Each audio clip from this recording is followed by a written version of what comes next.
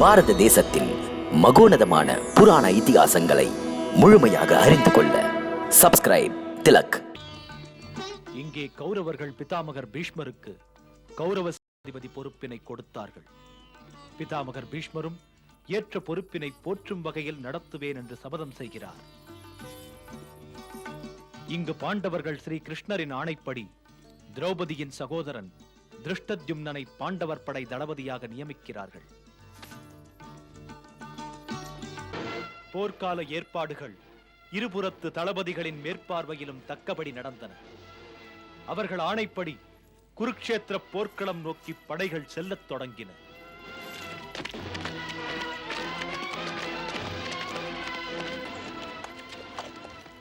நான் பிதாமகர் பீஷ்மர், கௌரவரின் சேனாதிபதி. எமது அனைத்து சேனைகளுக்கும் குருட்சேத்திரம் நோக்கி புறப்படுவதற்கு கட்டளையிடுகிறேன்.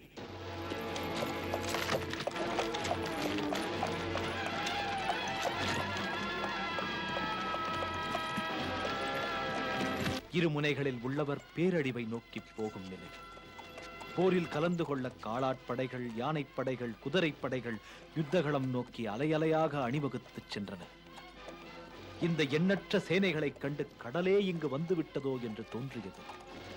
குருக்ஷேத்திர களத்தில் மாவீரர்களின் தலைகளே எங்கு நோக்கினோம். வீரர்களின் தலைகள் ரத்தம் குடிக்க இருக்கும் பூமியையே மறைத்து விட்டன. இந்த பேரழிவின் வெறியாட்ட போரை தடுப்பதற்கு எடுத்த முயற்சிகள் தோற்றன. மனிதன் என்ன முயற்சித்தாலும் விதியின் நீண்ட கரங்கள் அது நினைத்த வழியிலேயே செயல்படுகிறது. அதை தடுக்க யாராலும் முடியாது. விதியின் விளையாட்டே அப்படித்தான்.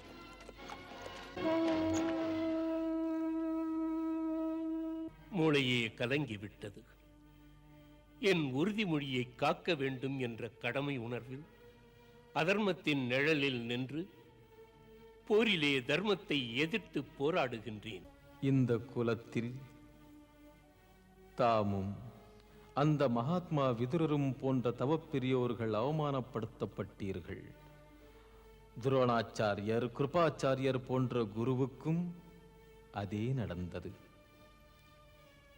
திரௌபதி என்ற பெண்மணியின் கண்ணீர் கனலாக எழுந்து தீயவர்களை சுட இருக்கிறது. இந்த குலத்தின் அழிவை தவிர்க்க இயலாது பிதாமகரே, தவிர்க்கவே முடியாது. ஐயனே, நான் குருடனாக இருப்பதே நல்லது. நாளை நடக்கப் போகும் அந்த பேரழிவுகளை காண எனக்கு தாங்காது. கண்டு சகித்துக் கொள்ளும் மன வலிமையும் எனக்கு இல்லை. மன்னா, துன்பம் தரும் ஒரு போரை, ஒரு பேரழிவை தடுத்திட மறந்தாயே. ஐயனே, தாமோ பரம ஞானி, நானோ சாதாரண மனிதன். விருப்பப்பட்டு நான் என் கைகளை கரைப்படுத்திக் கொள்ளவில்லை.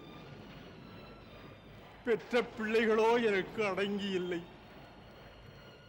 விதிப்படி நடப்பதை நான் எப்படி மாற்ற முடியும்? போரை என்னால் தடுக்க முடியவில்லை. மன்னித்து விடுங்கள், என்னை மன்னித்து விடுங்கள். நான் உன்னை மன்னித்து விடலாம் திருதராஷ்டிரா. போரால் நேரப்போகும் பேரழிவுகள் உன்னை மன்னிக்காது. நாளைய வரலாறு நச்சு மனம் கொண்ட உன்னை எள்ளி நகையாடப் போகிறது திருதராஷ்டிரா.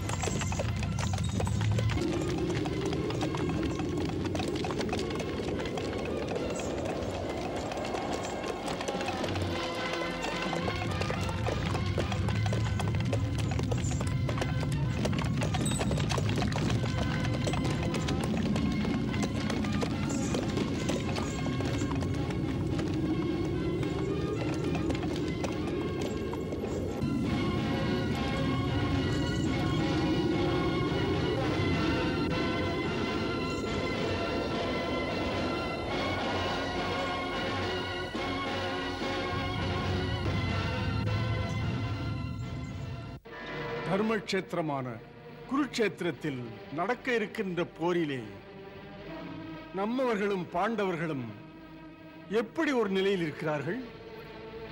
ஏ சஞ்சயா, என் நினைவுகளெல்லாம் அங்கே ஓடுகின்றன. வர இருக்கின்ற யுத்தத்தை சந்திக்கின்ற தாக்கத்தில் என் மைந்தர்களும் பாண்டிவின் மைந்தர்களும் என்னென்ன செய்கிறார்கள் எல்லாம் விளக்கமாக சொல்.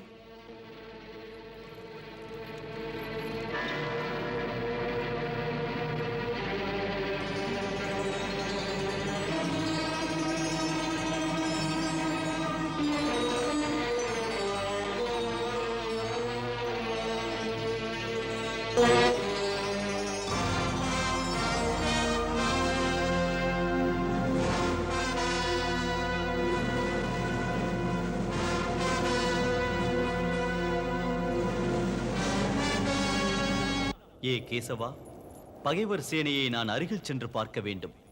என் தேரை இரு அணிகளுக்கும் நடுவே நிறுத்துங்கள். அதை பார்க்க வேண்டுமா?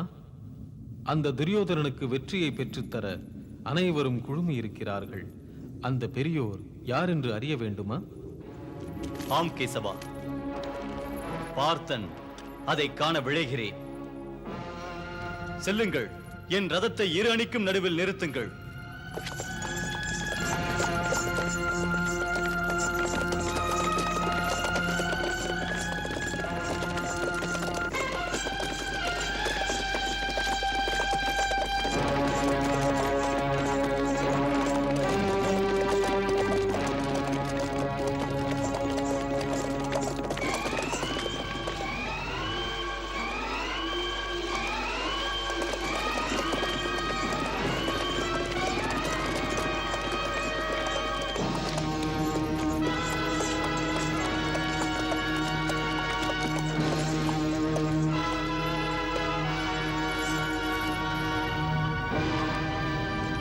ஏ அர்ஜுனா, உன் விருப்பத்துக்கிணங்க போர்க்களத்தில் உன் தேரை இரு அணிக்கும் நடுவே நிறுத்தி இருக்கிறேன்.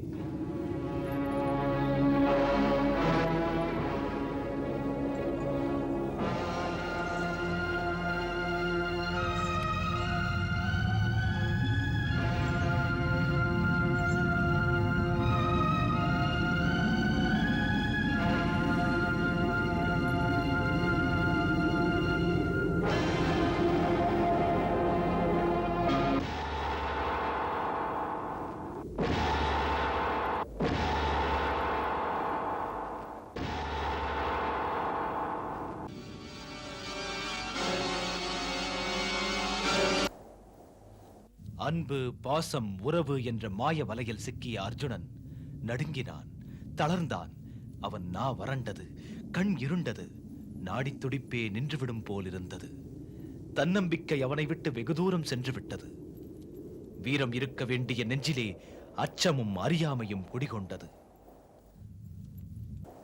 இந்த சமயம் யோசிப்பதற்கல்ல, யுத்தம் செய்வதற்கு. உனது காண்டீபத்தின் நாணோசை கேட்பதற்காக இந்த போர்க்களம் மட்டுமல்ல, மேலே வானத்தில் உள்ள தேவர்களும் எதிர்பார்க்கிறார்கள். மகேந்திரனின் ஆசை உனக்கு வீரம் எந்த அளவு இருக்கிறது என்று காண. அர்ஜுனன் இதை கேட்டு சிந்தனை ஒடுங்கி செயலிழந்து சிலை போல் நின்றான். அவன் நெஞ்சம் நடுங்கியது. எடுத்து வளர்த்தவர்களையும் உறவினர்களையும் எப்படி இரக்கமின்றி கொல்வது என்று.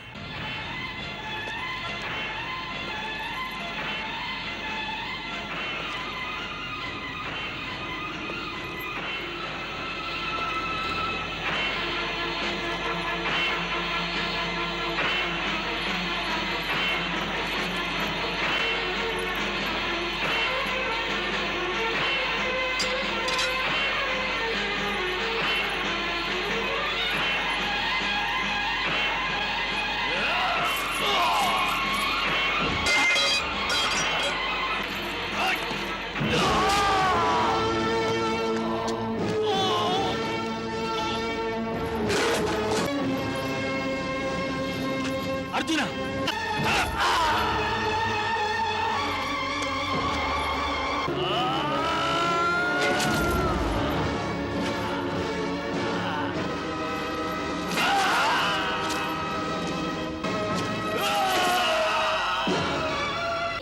நீ ஒரு கொலைகாரன், நீ ஒரு பாவி. இல்லை, இல்லை இல்லை இல்லை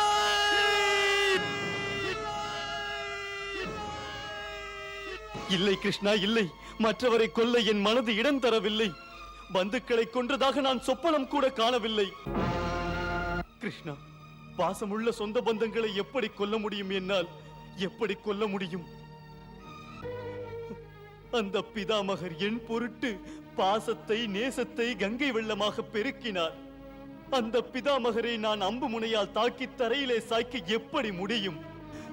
பதறுகிறது என் நெஞ்சமே பிதாமகருக்கு தீங்கு செய்வதற்கு. அப்படி செய்ய என் மனம் இடம் தராது. பார்த்தா, இன்னமும் சொந்தமென்றே நினைக்கிறாய். அதுதான் உனது புத்தியை மயக்கி மழுங்க வைக்கிறது. பாசம் உனது விவேக கண்களை மறைப்பதை நீக்கிவிட்டால் தலை நிமிர்ந்து அனைவரையும் வீழ்த்தி வென்று விடுவாய்.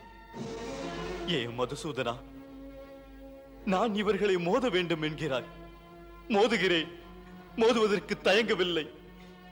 உறவு முறையினரை கொலை புரிந்து பாவத்தையா செய்வது? ஏ கிருஷ்ணா, உனக்கும் தெரியும், யுத்தம் வந்து மோதுவதாலே ஜனங்களின் வாழ்க்கையை பாதிக்கிறது. அழிவின் பயங்கரத்தாலே அன்பும் அறமும் பண்பும் பாழாகின்றது. அச்சமும் மோசங்களும் மனித உடல்களை பீடிக்கின்றது. எப்படி பார்த்தாலும் என்னை ஏதேதோ சிந்தனைகள் சுடுகின்றன.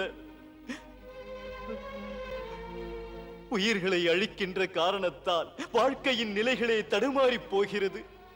கோபத்துக்கிடம் தரும் காரணத்தால் நல்ல குலங்கள் குணங்கள் நசித்து போய் விடுகின்றன.